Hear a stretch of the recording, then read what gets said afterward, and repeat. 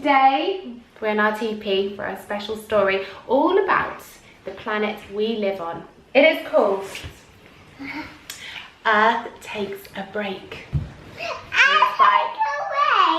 And it's by Emily House. Are you ready for a story? I think we're all ready. Let's begin.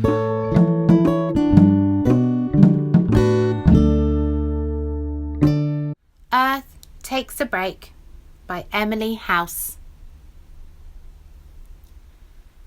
Once upon a time, not very long ago at all really, Earth was feeling extremely unwell. Her symptoms were getting worse and worse by the year, so she decided to go to the doctor.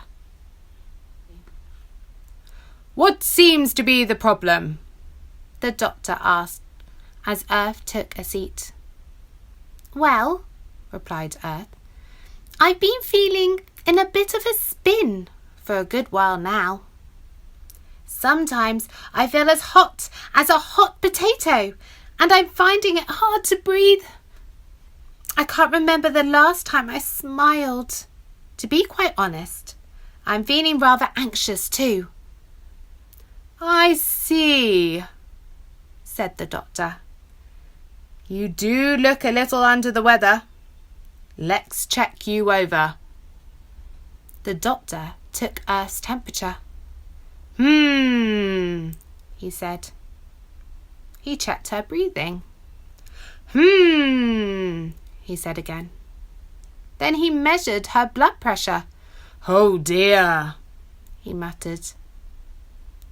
"You are not well at all," he scrawled purposefully on a pad of paper. "You're to take this daily for 4 weeks and make sure you complete the course." Earth peered at the paper. "Thank you," she said, "but I can't work it out. What does it say?" "Rest," said the doctor sternly. "You must rest for at least 4 weeks. Earth was tempted to laugh at such a crazy idea, but the doctor seemed like a nice enough man, and she didn't want to appear rude. Instead, she said, "That's impossible. I can't do that. Everybody needs me." "All the more reason to take a break," said the doctor. Frustrated, Earth scrunched up the note. As much as she craved the rest, she couldn't see how it would ever happen when the humans demanded so much of her. After a restless night, Earth awoke the next day to a strange sense of quiet. There were no cars on the highway. There were no planes in the sky. And there were no people in the parks, on the mountains, or on the beaches. There was no one at all, anywhere. The same happened the following day, and the day after that too. Earth was very confused. Suddenly, little Birdie appeared out from the clouds. "Haven't you heard?" he tweeted. Little Birdie always knew everything first. "The humans are ill. They've been told to stay at home for a whole month. At last, we can have a rest." "I can't believe it," replied Earth. "It's just what the doctor ordered." "And I get the whole sky to myself too," said little Birdie, fluttering away happily. Over the next few days, Earth enjoyed the peace and quiet. She took country walks. She relaxed with books and built 1,000-piece jigsaws. She even experimented with some homemade beauty treatments. And as the weeks passed, little by little, her health began to improve. The dark clouds cleared, and she saw the bright blue sky again. It had been hidden so long that she had forgotten how beautiful it was. The trees blossomed and danced happily in the breeze. The plants grew tall and strong, and the animals were free to roam, just as they always used to do. Earth noticed her breathing was easier and her head was cooler. She felt better than she had in years, and it was absolutely wonderful. Finally, the humans were allowed outdoors again. Earth was pleased. Although they weren't always nice to her, she had missed them and their funny ways. The humans had missed her too, much more than they had expected. They could not believe how good she looked, and their time indoors had made them realize that they had not been treating her very well at all. "We are so sorry, Earth," they said. "We know we made you ill, and we want to change our ways. We will do all we can to look after you." Hearing this filled Earth with hope, and she smiled a fantastic beaming smile. "Thank you," she said. "I am still quite fragile. I need all the help I can get." And from that day on, humans worked together to care for Earth like never before. Of course, they still made lots of mistakes. They were only human after all, and it was too late to fix some things. But they tried their very best to be good friends to Earth, which was all that Earth had ever wanted. So Earth got better. Well, that was good, wasn't it? Yeah, I'll go better now. I know. That's why it's really important to look after the earth. Maybe there's a plant that you look after and that you water. Do we water our plants? Yeah. And we look after them? Yeah. Maybe we should go out into the garden and look after our plants today. What do you think? Maybe you guys will do the same. Until next time, everyone wave! Bye! See you soon, Vikram. Bye!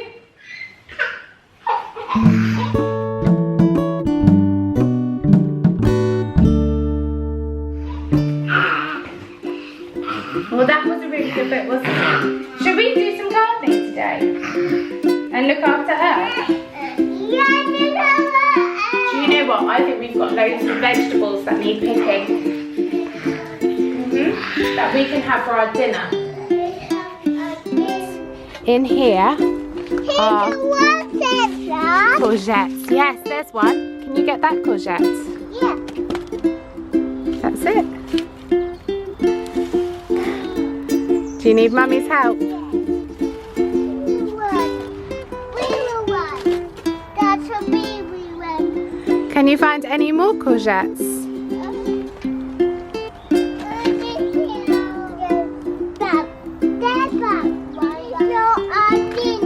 For our dinner is, can you find the red tomatoes?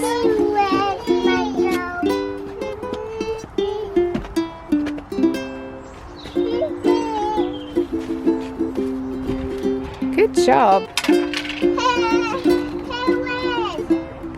Agatha, can you find some red tomatoes?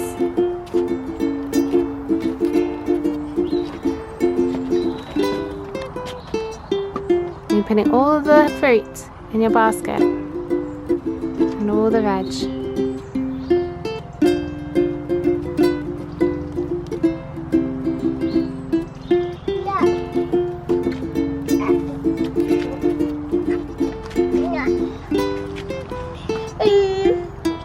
Thank you. You can't eat them all. You have to put some in your baskets.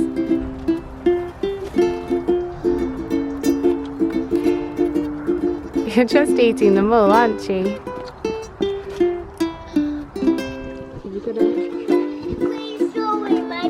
So we need some raspberries, don't we? Yeah. Who wants them? Who wants the raspberries in their buckets? Agatha? There's a little one. There's a little one. Oh, little tomato. Do you want a raspberry? Yeah.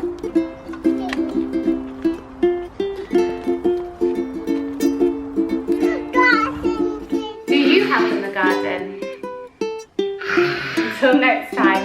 Bye! Today's book is about a frog. Hey. bookworms. Today's book is about what's it about? Frog. Can you find it? Can you find our book? It's called Odd Job Frog by Colleen and ZJC. Let's go read it. I think that's a very good idea.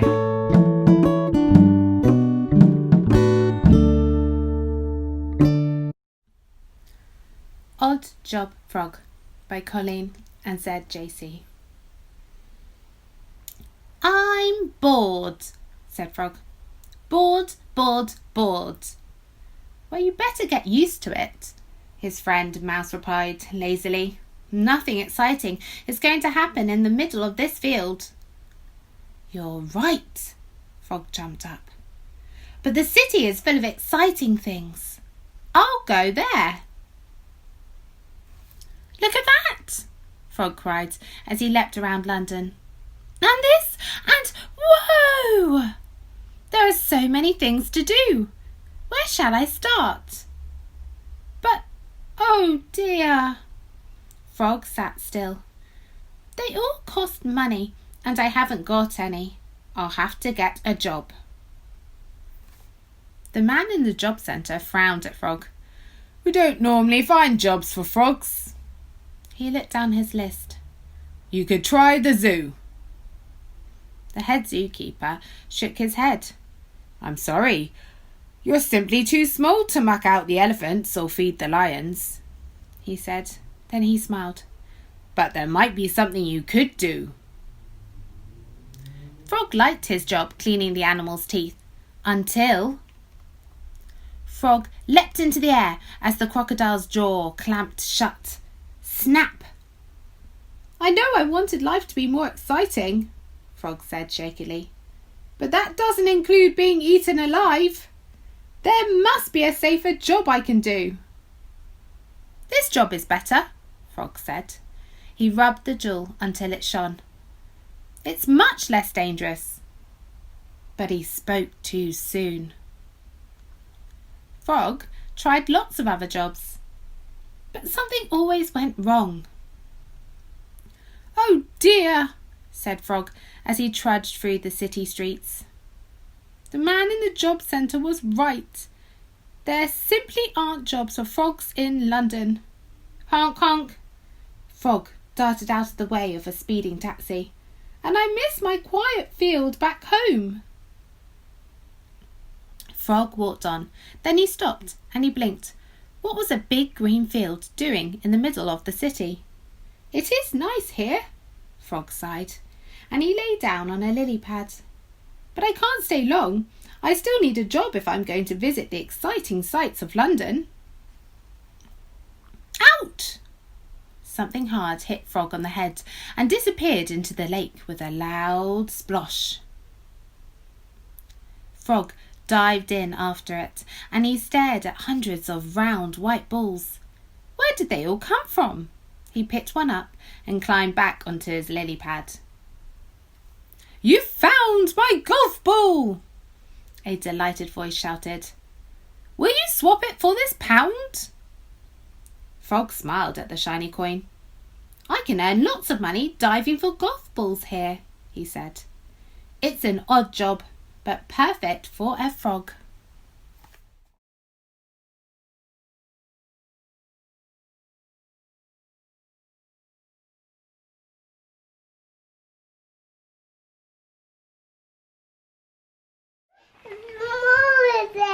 They're golf balls, they're golf balls. That's a good job for a frog, isn't it? A very good job. And that way he could earn himself some money.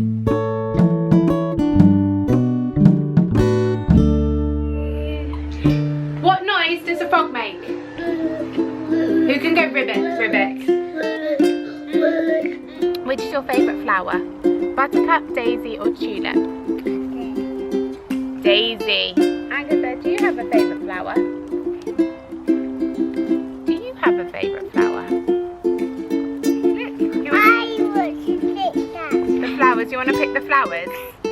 That's buttercup, and there's daisy, and there's tulip. Hello bookworms!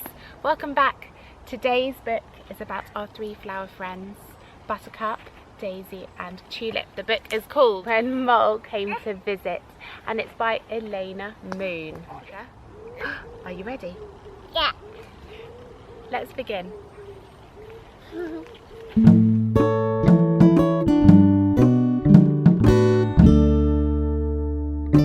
When Mole Came to Visit by Elena Moon.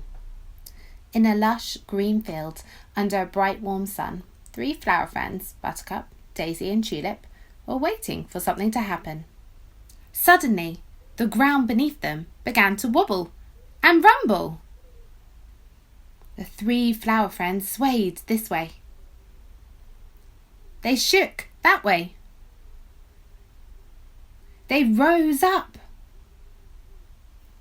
And they sank back down again. "Whatever's happening?" squeaked a very nervous Buttercup. And there below them, with a pink snuffly nose, was the sweetest little brown mole that they had ever seen. "Oh, good afternoon," said Mole. "Terribly sorry, but I think I am a bit lost." "I think you are," said Daisy. "Where are you trying to get to?" "I am going to visit my friend. She'll be very worried. I've never been this late before." Mole was beginning to panic. "Don't worry," said Tulip. "We will help you to find your way." "Yes," agreed Buttercup and Daisy. "Where do you think you went wrong?" asked Tulip. Mole explained that he had been tunnelling for what seemed like hours. He had gone this way, that way, backwards, forwards, up, down, and back up again. "Whoa!" said all three flowers together. "You really have been tunnelling for hours." Mole realised that he had calmed down by talking to the three flower friends, and he suddenly noticed a familiar smell. Now that he had stopped panicking, he remembered that he, as a mole, had an excellent sense of smell, and he knew exactly where he needed to go. Mole thanked the three flower friends for their kindness and said, "Well, I really must be on my way. It was really nice to meet you." "Goodbye," said Buttercup, Daisy and Tulip. "It was really nice to meet you too." When Mole had disappeared back into his molehill and off to visit his friend, all three flower friends sighed and secretly wondered what would happen tomorrow. Well, that was lucky. He found his way out in the end. Little Mole. Come back soon for another story. Bye, bookworms. Bye.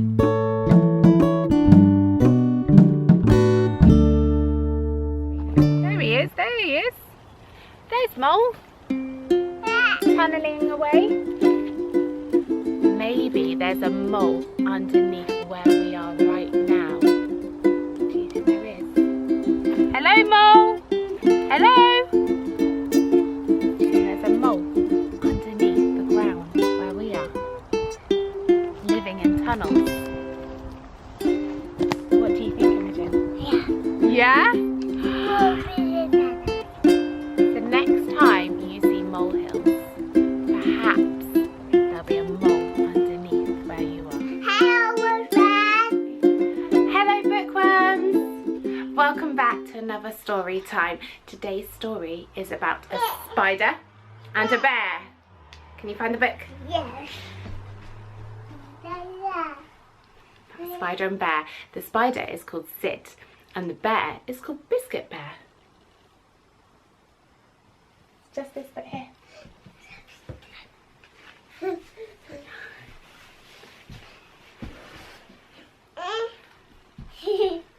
There. Right, you want to go back in your seat. There. That's it.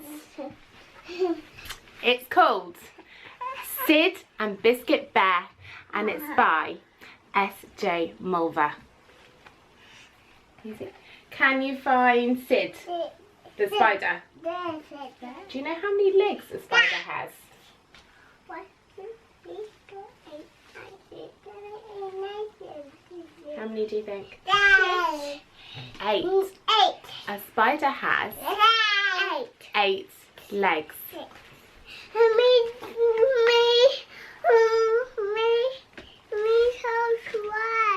Yeah. Are you ready? Yeah. Let's start.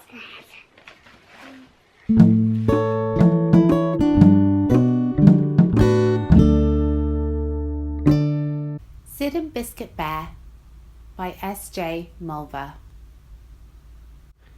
Never mind the crocodile wearing the pink spotty inflatable swimming ring, or the panda in his stripy pyjamas and nightcap. Look for the 2 little faces peering out from behind the purple bush. Can you see them? The big brown-faced one is Bear. He's lovely and cuddly with a soft round tummy, and he smells like biscuits. The little one in the green hat is Sid. He's a spider, but you can't really tell because he's hiding all his legs behind Bear. Bear and Sid lived in the wacky woods. They had never felt welcome there because none of the other animals and creatures who lived there seemed to like them. They are never invited to go swimming with Crocodile, or play fun games with the raccoon twins, or have sleepovers with Panda, and they were never, ever invited to the mad picnic parties held by Lord Hog and Brother Mike, the pleasantly plump vegetarian wolf. Rumour has it that the reason they were not invited was that Bear and Sid were just not that cool. Mike, the pleasantly plump vegetarian wolf, got freaked out by the fact that Sid had 8 legs. Why does he need 8 legs? Mike whined. All the rest of us managed to get by with 2, 4, even 6.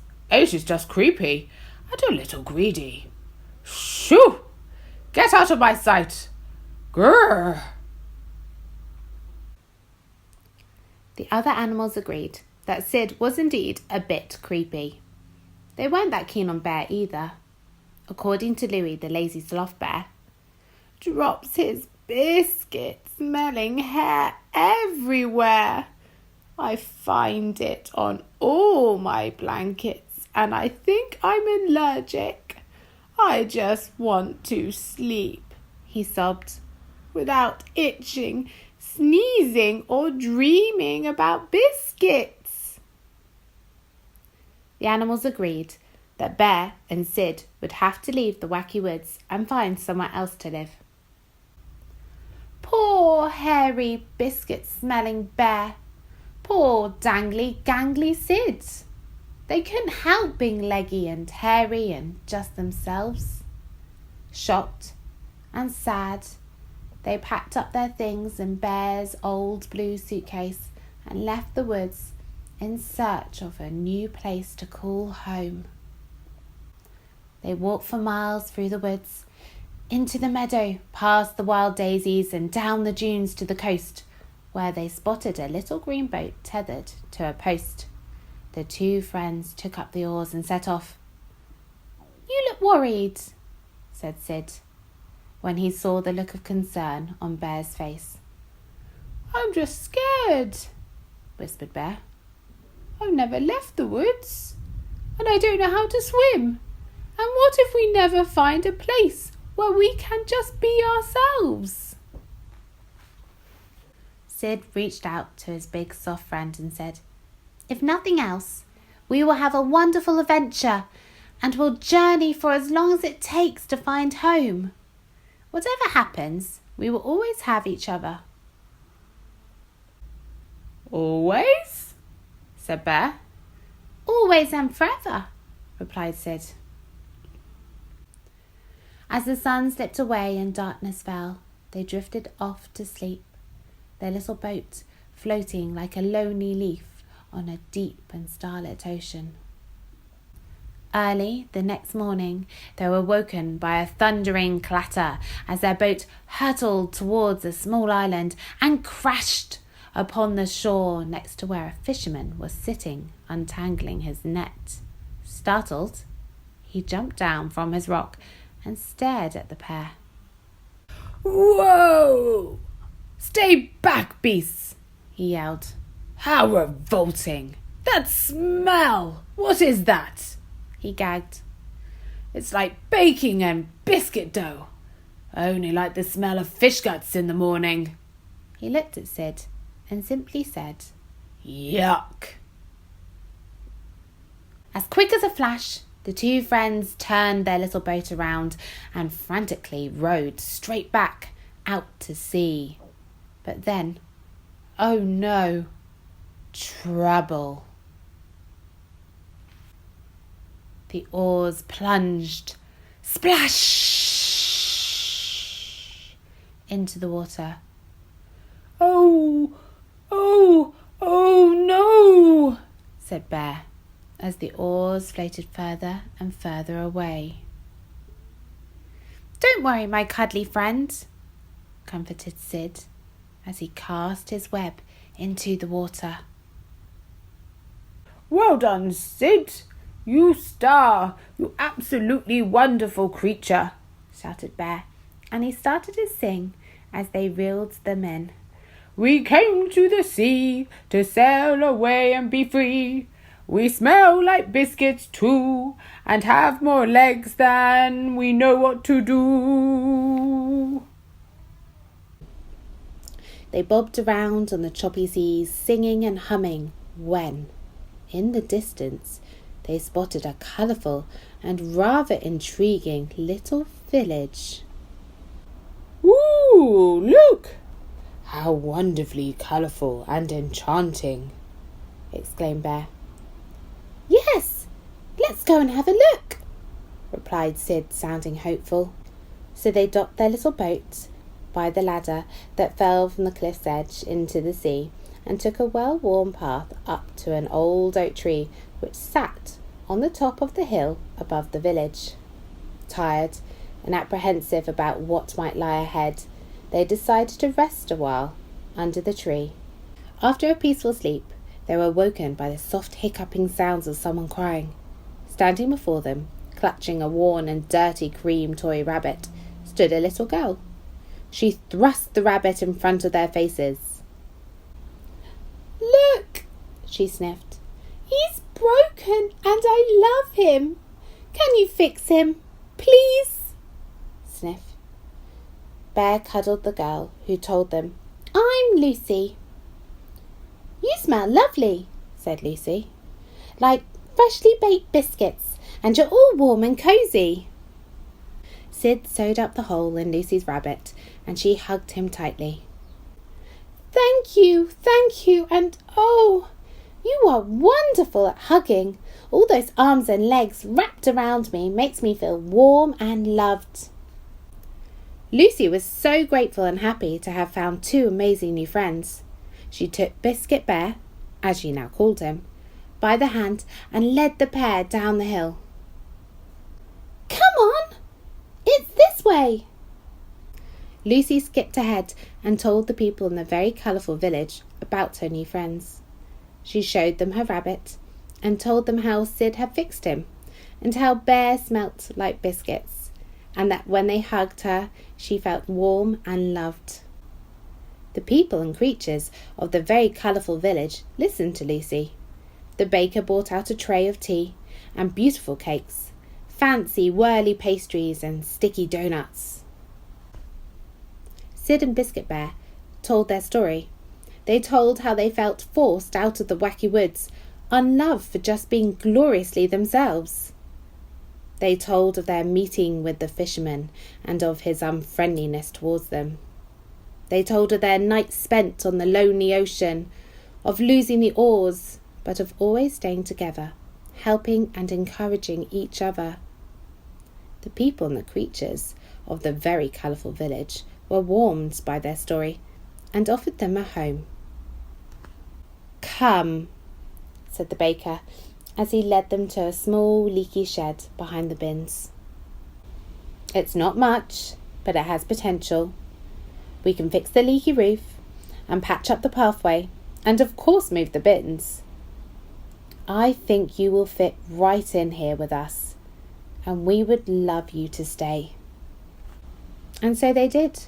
Sid and Biscuit Bear felt safe and loved and at home in the very colourful village. They slept in a hammock under the stars. They drank tea and sat and watched the sun set over the sea. Can you give big hugs like Sid can? Is that you giving a big hug? Yeah, that might give a big hug. Oh, you're giving a big hug? Big hug to Biscuit Bear and to Sid. Yeah. I'm so happy they found a lovely home. They went through so much. I hate to say it, that's the end of our story. Come back again soon and we'll read another one. Bye! Bye!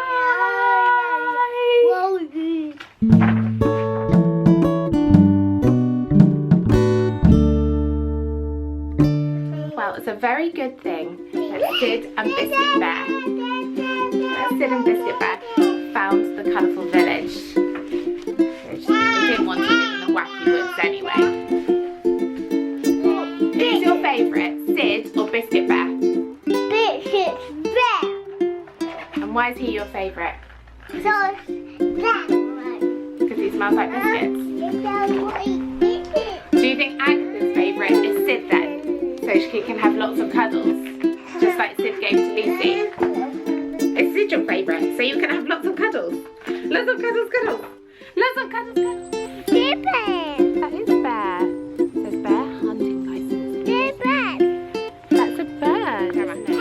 Hello. Hello, big ones. Welcome back. Today we're in the woods for a very special story about a bear. Today's book is called Mission Protect Bear, and it's written by Zoe Michael. Hello, Orla. Over here. And Orla the dog has joined us too to hear the story. Oh, I don't know where. She's run away. Are you ready? Yeah. Are you ready? Let's begin. The bear. That is a bear.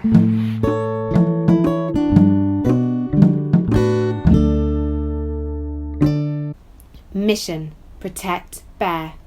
Written by Zoe Alexa Michael. Illustrated by Simona Melino. The sign read, "Bear hunting licenses. 3 days left. 50% off." Bear pointed at his mouth and tried to roar, but nothing came out. He had laryngitis. I could tell Bear was really scared. He heard hunters like to save money. Oh no! How could he frighten the hunters away without his scary roar? I thought. We told Bear each one of us would protect him using our special animal skills. As Bear's friends, Deer, Duck and I decided it was our job to protect him during the last 3 days of bear hunting season. Deer said, "Don't worry, Bear. I will protect you like you protected me during deer hunting season." Duck said, "I will watch over you, just like you watched over me during duck hunting season." Wah. I wanted to protect Bear too, but I didn't have a special animal ability, so I said nothing. Deer prepared for attack. He used the biggest pencil sharpener he could find, sharpened his antlers, and practiced tiptoeing lightly on the twigs so he could sneak up on the hunters. The next day, walking through the woods, Deer heard snap, crunch. "Oh no," Deer said. "It's a hunter." Deer was ready. He tiptoed quickly behind the hunter and tucked his head between his front legs. With his newly sharpened antlers, Deer sprung his head out as fast as he could and hit the hunter right in the butt. "Ouch!" the hunter yelled as he flew through the air and landed face down in the thick, gooey mud. "That's one down," said Deer. "Thank you," said Bear. "You saved my life." Duck prepared for attack. He gathered hundreds of acorns, seeds, and berries and drew up the best flight plan for a strike. The next day, walking through the woods, Duck heard two hunters whispering that they saw Bear. Duck was ready. He flew up in the air and looped and swooped down like a jet fighter plane. Plop, boink, plop, boink, plop, boink. "Ouch!" yelled one of the hunters. "Right on target," Duck said. Seeds, berries, and acorns were everywhere. Plop, boink, plop, boink, plop, boink. "Ouch!" yelled the other hunter. The hunters tried to run away, but Duck followed in pursuit. They had no place to hide. The hunters ran to their truck, slammed the doors shut, and their tires screeched as we saw them drive away. "Thank you," said Bear. "You saved my life." It was the last day of bear hunting season. We were all very nervous. We needed to help Bear hide. Bear's butt stuck out when he tried to hide behind a tree. Bear's ears poked out when he tried to hide behind the rock. Bear tried to hide behind a bush, but he was trembling so hard he shook all the leaves. Then we saw them. 3 hunters were starting to sneak up on Bear. There was no time for Deer to sharpen his antlers. There was no time for Duck to reload with berries, nuts, and acorns. There was no place to hide. It was up to me. I was terrified. I thought about how much I loved Bear. I started to feel unusually brave. I could feel my fluffy tail popping straight up, and then psst, psst, toot! There it was. The worst, stinky, rotten egg smell you could imagine. My horrible scent was everywhere. The hunters were sickened. "Yikes!" the hunters yelled. They had no choice but to run away after one encounter with my special animal ability. Psst, psst, psst, toot! I blasted them again to make sure they never returned. "Thank you," Bear said. "You saved my life." "You are welcome," said Skunk. Me duck. Do you like the duck? What noise does the duck make? Can you quack like a duck?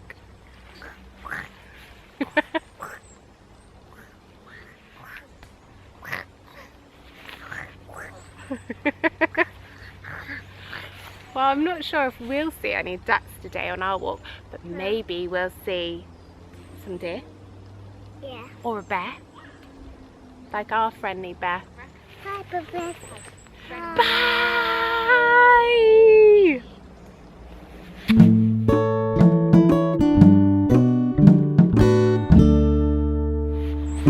Now, let's see.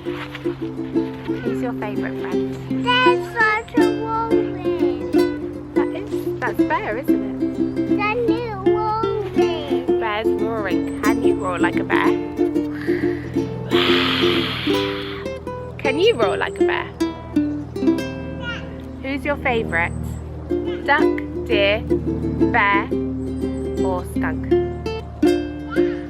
Yeah. Skunk, because he's stinky! Stinky! That is a very clever special power that Skunk has. He saved Bear. Yeah, baby. He did, he saved Bear from the horrible hunters. You're going up. Yeah, from the horrible, horrible hunters. There's a horrible. Hi, Bookworms! Hello, baby. And her favourite colour was blue. Whose favourite colour is also blue? Me. It is. Your favourite colour is blue, isn't it?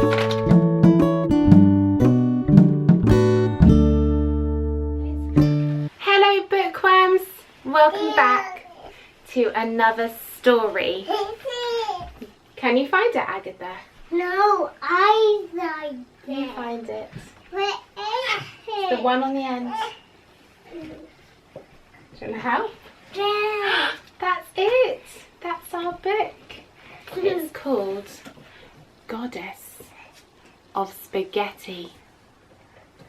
I'll go to the daddy. It's about a little girl Wow. with very long hair. We don't have. I It don't. might turn into spaghetti. Are you ready? Yeah. I got my bowl on my head. You've got long hair like her, haven't you? Here's the bowl. Let's begin. Make a bowl on my head. Mm-hmm. You ready? Yeah.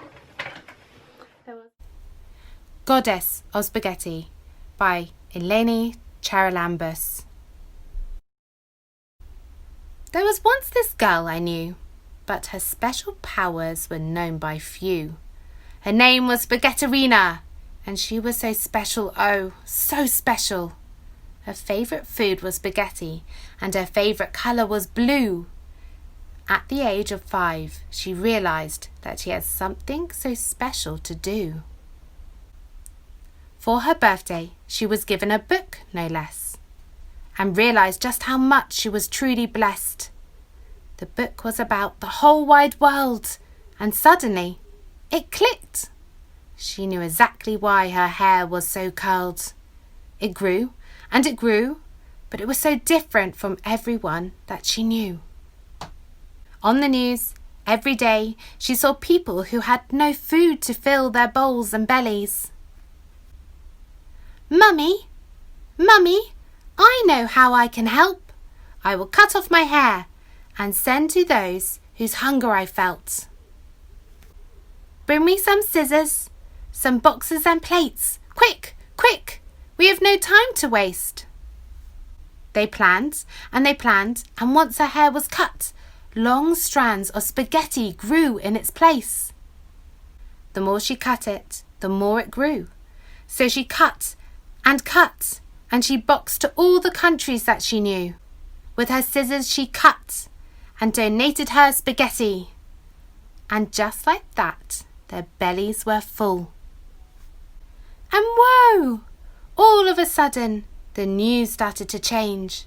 Smiles and laughter as boxes of spaghetti were sent to everyone in range. Never will we go hungry again with the goddess of spaghetti. Our lives have changed. So much to do, and so much you can do too. Spaghetterina! There she is. And you have a doll that looks just like Spaghetterina, don't you? With her long hair. And you have long hair just like Spaghetterina. Do you have long hair like Spaghetterina? Though, I think if you cut your hair off, it wouldn't turn to spaghetti. No. Do you think? Yeah. That was lovely, and she helped feed all those people. Bye-bye. Bye-bye. You say- Bye-bye. Say see you soon, bookworms. See you soon. Bye-bye. Bye. Bye!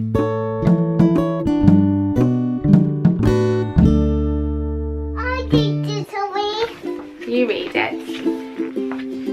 You read it now. I read it now. Also, she cuts, look, all her hair. Have you ever been to the hairdressers? Have you ever been? No. No, you might have to go soon. Agatha, have you ever been? Agatha doesn't have any hair, does she? No. I don't think you need to go. You're okay. That's it. That's our story. It's about a girl who has amazingly long hair.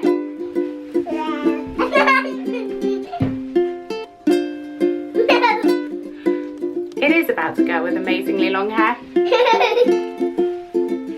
Long hair like yours, Cheeky. So what animals do you want to look after on your farm? Cows. Cows. Moo, moo, moo. Moo, moo. And what other animals do you want to look after? Just cows. Moo, moo. Do you know what noise a gorilla makes? Is that a noise that a gorilla makes? That's your gorilla, is it? No, monkey. Oh, it's a monkey. Do you know what? I think today's story involves gorillas. Shall we find the book?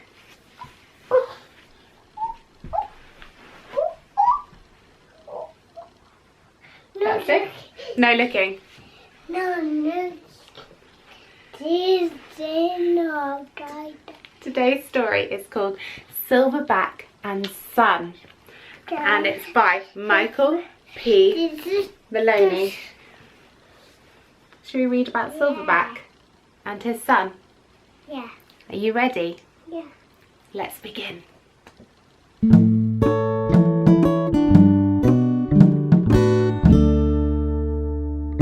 Silverback and Son. Written and illustrated by Michael P. Maloney. What do you want to be when you grow up, son? If you could be anything in the whole wide world when you grow up, what would you be? Anything? Maybe I'll be an astronaut, so I can float around in outer space. That sounds out of this world, said Silverback. Oh, I know! I can be a race car driver. I'll drive super fast and win the race. That sounds super dangerous, said Silverback. Or maybe I'll be a DJ and make music for all my fans. That sounds groovy, said Silverback. How about I become a deep sea diver? I can search for treasure and study all the undersea creatures. Bloop, bloop, bloop, said Silverback. What if I become a chef? I can invent all my own recipes. I'll be your first customer, said Silverback. Or I can be a firefighter. I can save everyone and fight fires. Well, that's a very noble profession, said Silverback. I know. I can be an artist. I can draw and paint every day. That sounds very creative, said Silverback. Maybe I'll be a cowboy. I can ride around the jungle on my trusty steed. Trusty steed? Asked Silverback. Maybe I'll be a police officer. I can help people and keep them safe. Well, your grandfather was a police officer, and that's a great job, said Silverback. Or do you think I should be a doctor, so I can help others when they are sick? Well, that's very caring of you, Silverback said. What do you want to be most of all? Silverback asked. Most of all,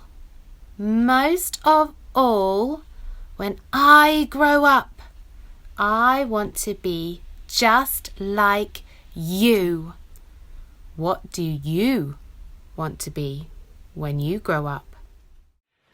What's your favourite thing to do? Do you like painting or dancing or singing Nothing. or eating? No eating. Maybe you could be a chef or an artist or a DJ. Yeah. What do you want to be when you grow up? The samurai daddy do other cells. Look after cows. Bye, bookworms. Bye. Bye. See you next time. Have a think. What do you want to be when you grow up? Up. Do you want to be a farmer like Imogen? Bye, bookworms.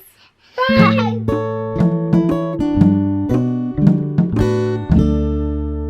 What does he want to be? A racing car driver.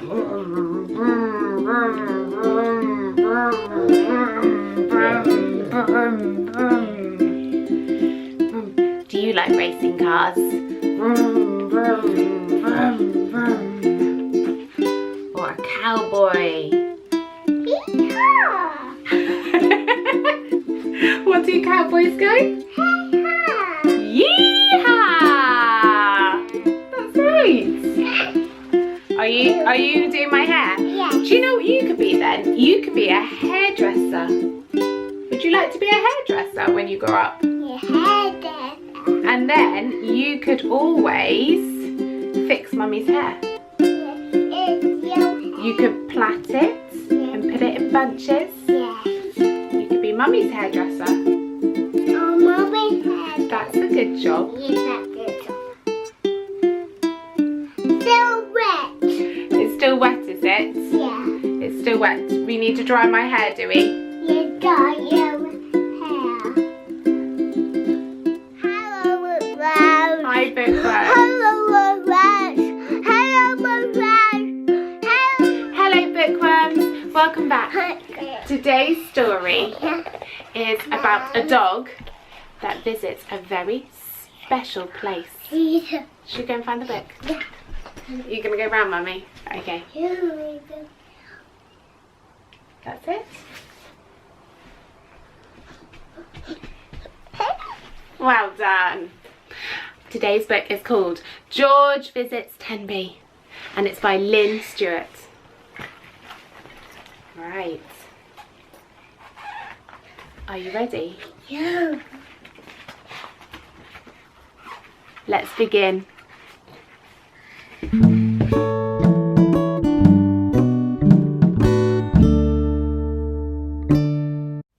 George Visits Tenby by Lynn Stewart. Tenby, George! He started to slobber. George on the sly was a great ice cream robber. George didn't know they'd rented a boat. Out to Caldee. George, can you float? Poor George's heart. He felt it sinking. I'll manage it all.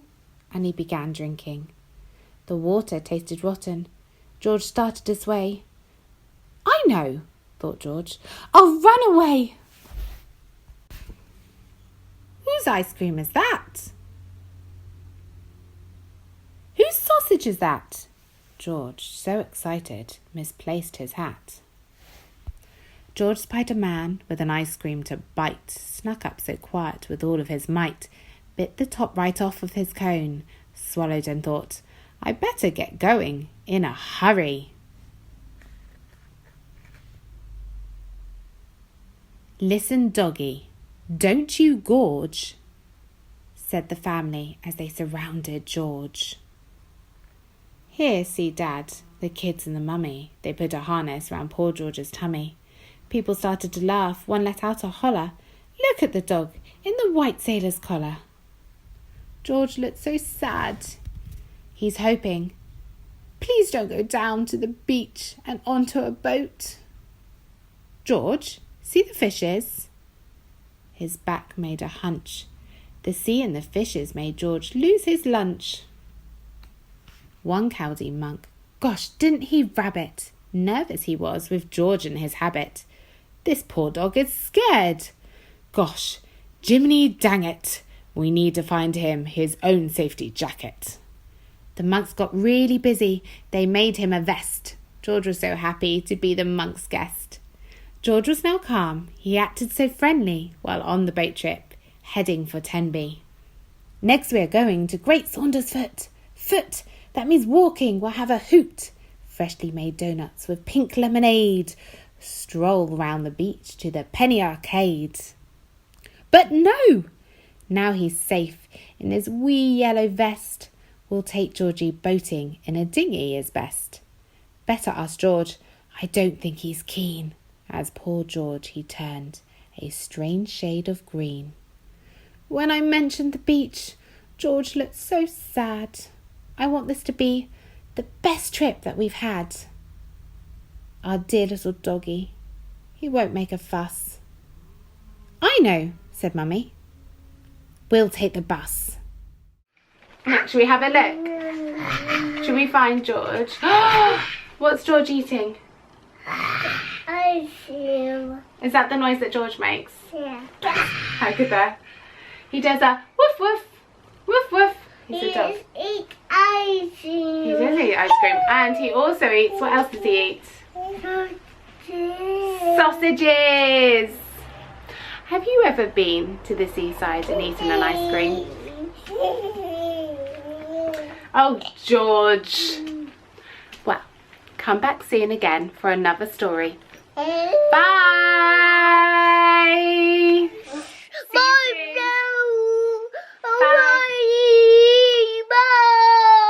Bye, bookworms. See you next time for another story. Sorry. Bye.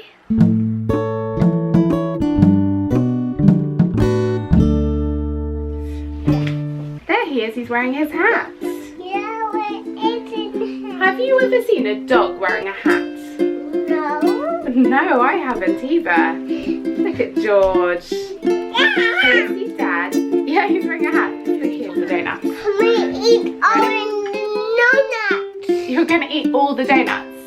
What about the donuts for Mummy?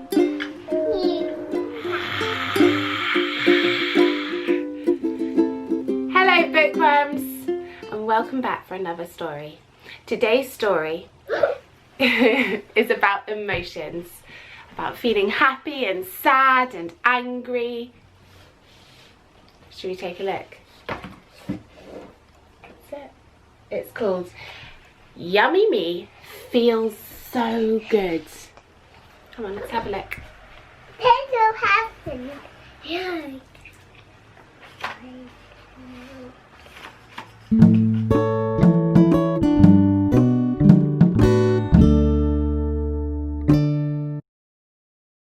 Yummy Me Feels So Good by Lion I Am.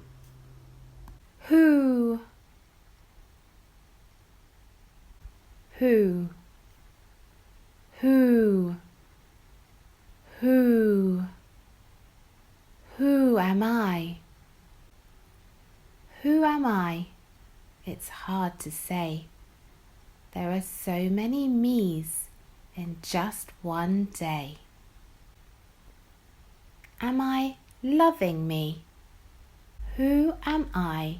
It's hard to say.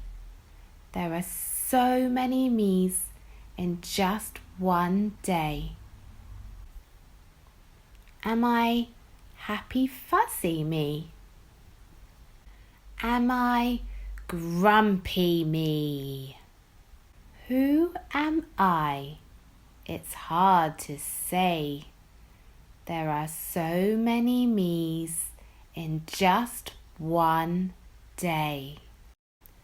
Am I sad me? Ha ha! Now I'm silly me. Who am I? It's hard to say. There are so many me's in just one day. Sometimes I'm a real mean me. Be careful when you see that me. Good. Sometimes I'm a super hungry me. Who am I? It's hard to say. There are so many me's in just one day. Sometimes I'm a very, very angry me. It feels so really yummy to just be me. Yummy me, yummy me. Me, me, me, me, me, me. Yummy me, yummy me. It feels so good being yummy me. That's my most fun me. I love yummy me. Who am I? There are so many me's, and the real me is none of these. They are passing me's, just passing me's. I watch them come and go, just like a show. Underneath it all, I'm relaxed as yummy me. Underneath the tree lies Lion, I am me. He's king of all the passing me's. Not much bothers Lion, I am me. He relaxes in his yummy place, watching all the passing me's.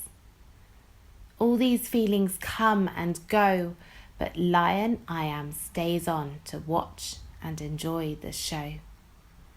He loves himself just the way he is. That's what Lion I am knows. Quiet, feel good me just relaxes and watches it all just pass on by. Yeah, me, me, me. I love me. Whoopee! Love is everything. Love makes the world spin. I love everybody and me.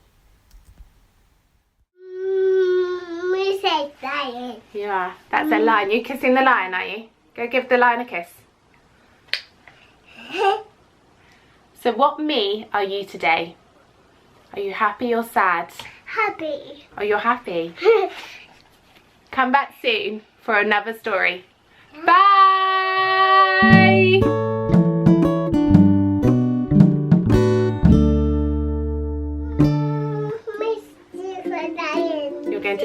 You're going to give the lion a kiss. Oh, how lovely. Hi, lion.